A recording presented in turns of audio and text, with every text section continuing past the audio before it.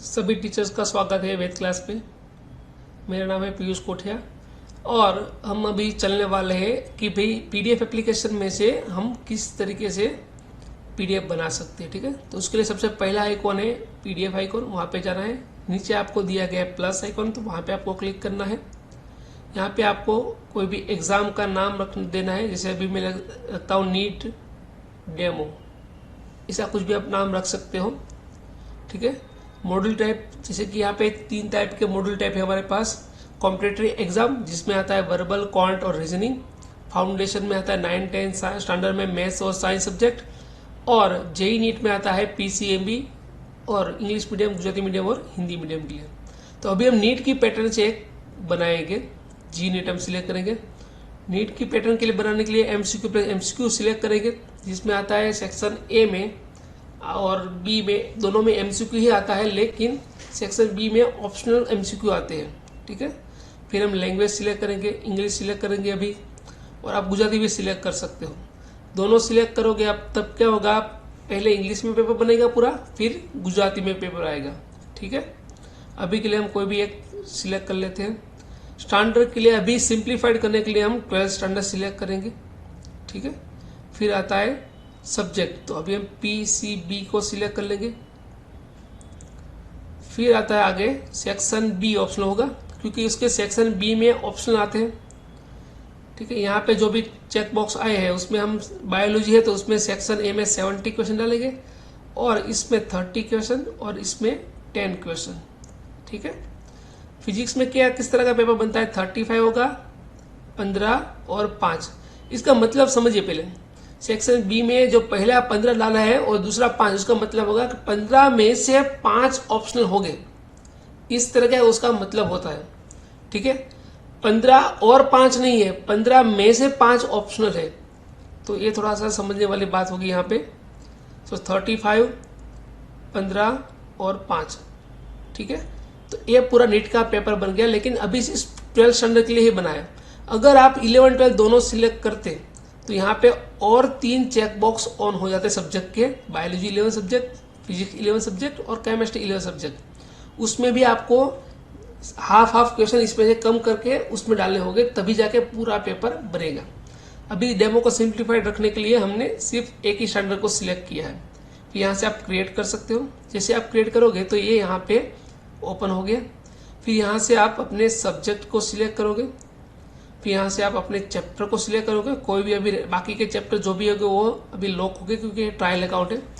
और देखिए नीचे हर एक चैप्टर के नीचे लिखा हुआ है कि कितने नंबर ऑफ एमसीक्यू, न्यूमेरिकल और सब्जेक्टिव अवेलेबल है इस चैप्टर में। ठीक है, तो उससे आपको पता चलेगा कि इस चैप्टर में कितने नंबर ऑफ क्वेश्चन अवेलेबल है। अभी हम सब सिलेक्ट कर लेते हैं। फिर उस चैप्टर के अंदर के टॉपिक को भी आप सिलेक्ट कर सकते हैं, ये आपकी चॉइस है, आप सिलेक्ट करना चाहे तो कर सकते हो, वरना कोई रिक्वायरमेंट नहीं है। लेवल भी आप सिलेक्ट कर सकते हो।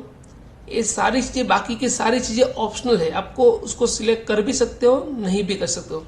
लेकिन मेरी रिक्वेस्ट ये है कि अगर आप शुरुआत है, पहली बार आप अगर का ये यूज़ कर रहे हो, तो रिक्वेस्ट है कि आप सिर्फ चैप्टर सिलेक्ट कीजिए और कुछ भी सिलेक्ट न कीजिए, डायरेक्ट सर्च कीजिए, क्योंकि इसमें फंक्शन बहुत ज़्यादा है।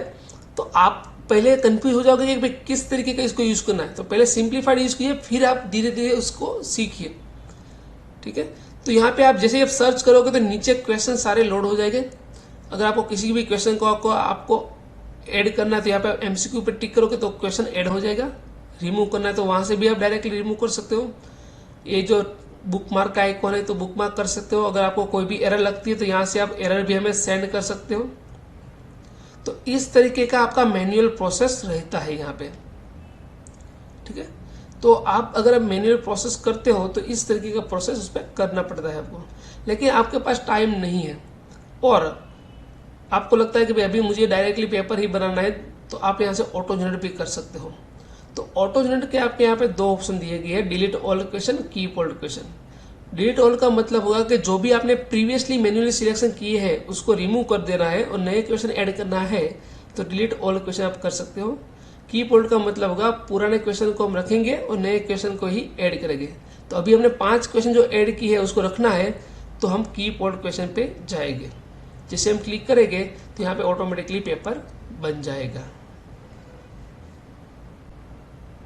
तो हमने अभी देखा कि किस तरीके से आप ऑटो जनरेट करके ऑटोमेटिकली सिस्टम के हिसाब से आप क्वेश्चन को ऐड कर सकते हैं। ठीक है, फिर अगर आपको देखना है कि भी ऑटो जनरेट में जो भी सिलेक्शन हुआ है वो किस तरीके का हुआ है, मतलब कौन से क्वेश्चन आपको सिलेक्ट हुए, तो यहाँ पे आपको पीडीएफ क्वेश्चन में जाना है। जैसे आप पीडीएफ क्वेश्चन में जाओगे तो फिर ये सारे क्वेश्चन जो भी आपको नीचे दिखाई देंगे वो क्वेश्चन यहाँ पे ऐड हो चुके हैं। ठीक है, तो ये क्वेश्चन सिस्टम ने अपने हिसाब से सेट किए हैं। अगर उसमें से आपको पीडीएफ बनानी है तो पहला जो ऊपर साइड जो ऑप्शन है डाउनलोड पीडीएफ ऑप्शन, तो वो आपको सिलेक्ट करना है। तो आपको क्या क्या चाहिए इस पीडीएफ में, जैसे क्वेश्चन आंसर की चाहिए, आपको सॉल्यूशन भी चाहिए, आपको पीवाईक्यू का आपको लेबल भी चाहिए। अगर कोई भी क्वेश्चन अगर मान लीजिए नीट का है तो आपको नीट का क्वेश्चन भी चाहिए, उसमें लिखा हुआ कि भाई ये नीट 2024 का है, 2023 का है, इस तरह का आपको लेबल चाहिए। तो आप सिलेक्ट करके 2 कॉलम, मतलब एक ही पेज में आपको हाफ पेज में आएगा, तो उससे आपका पेज कॉस्ट इफेक्टिव रहता है। मतलब तो आपको जो चाहिए वो सिलेक्ट कर लीजिए, फिर डाउनलोड पीडीएफ पे टिक कीजिए। यहाँ से आप अपना वाटरमार्क ऑर्गेनाइजर नेम मतलब वो चेंज कर सकते हैं, लोगो वाटरमार्क जो भी आपको रखना है, उसका साइज कम ज़्यादा, डार्कनेस कम ज़्यादा कर सकते हो। फॉन्ट के साइज भी आपको दिए गए, यहाँ पे ब्लैक एंड व्हाइट चाहिए या फिर कलर चाहिए वो भी आपको दिया गया है। काफ़ी सारे फॉर्मेटिंग ऑप्शन आपको दिए गए हैं। उसको सिलेक्ट करने के बाद फिर आपको यहाँ पे डाउनलोड पे टिक करना है। जैसे आप डाउनलोड पे टिक करोगे तो ये पीडीएफ बन के आपके सामने ओपन हो जाएगी। अगर ओपन नहीं हो रही है मतलब कि आपकी स्टोरेज परमिशन आपने एप्लीकेशन को दी नहीं होगी, तो आपके यहाँ पे देखें आ गया, आपको अलाउ करना पड़ेगा। अलाउ करोगे तभी जाके ये पूरा एप्लीकेशन पीडीएफ डाउनलोड करेगा। अभी हम पीडीएफ को ओपन कर लेते हैं। ठीक है, तो इस तरीके का पूरा पीडीएफ बन जाता है। ठीक है, उसका क्वेश्चन आता है, फिर उसके बाद उसका आंसर किया जाता है और फिर आता है उसका सॉल्यूशन। ठीक है, तो इस तरीके के पूरा प्रोसेस में आप पीडीएफ बना सकते हो।